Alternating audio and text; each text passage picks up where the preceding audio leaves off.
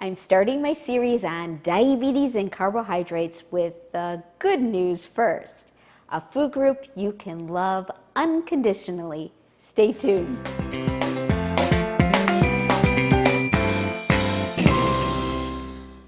Welcome back to Diabetes Every Day. I'm Toby Smithson, registered dietitian nutritionist, certified diabetes care and education specialist, and chief manager of my own diabetes for a long time. Please subscribe to my YouTube channel and visit diabeteseveryday.com for more information and to sign up for my newsletter. Well, this is the second in my series on diabetes and carbohydrates. And first, I have to explain why I'm even talking about this group, non-starchy vegetables.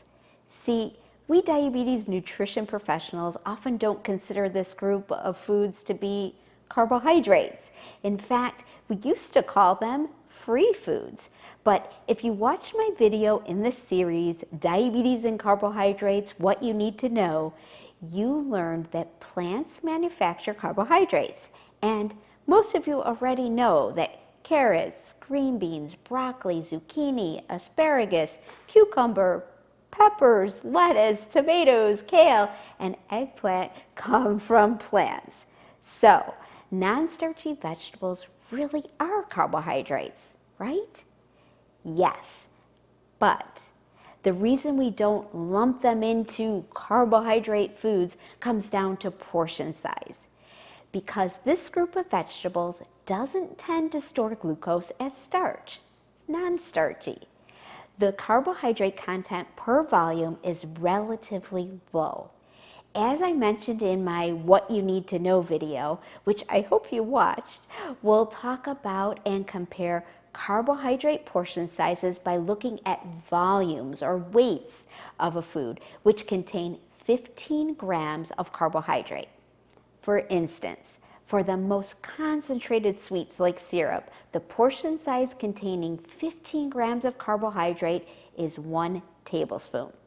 The equivalent portion size containing 15 grams carbohydrate from some non-starchy vegetables is 4 cups sliced cucumber, 2.5 cups cooked spinach, 2 1/4 cups cooked sliced carrots, 3 cups cubed raw eggplant, or 24 medium asparagus spears.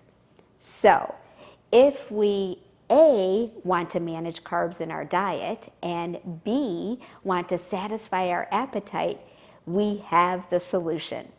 You can have a larger portion of non-starchy vegetables than other foods in comparison.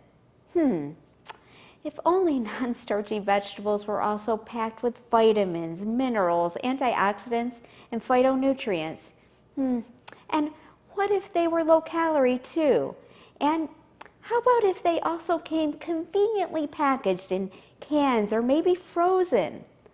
Of course, I'm throwing some dietitian satire at you now because all of these things are not only true, but you probably already know most or all of this, don't you?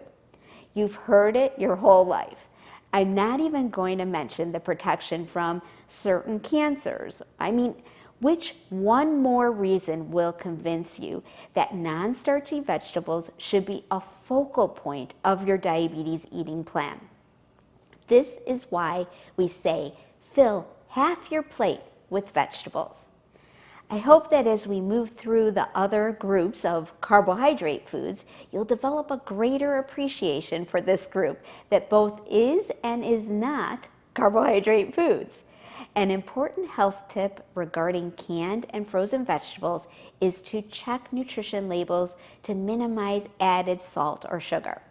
And if I could leave you with one more tip to inspire you to consume more non-starchy vegetables, it would be to focus some time and effort on preparation. Yes, you can always microwave vegetables as a quick addition to your meal in a matter of 5 minutes.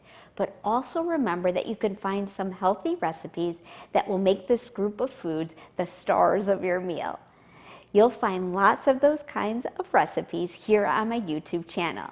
and they'll make a world of difference in your long-term relationship with non-starchy vegetables. Until next time, cheers to your health.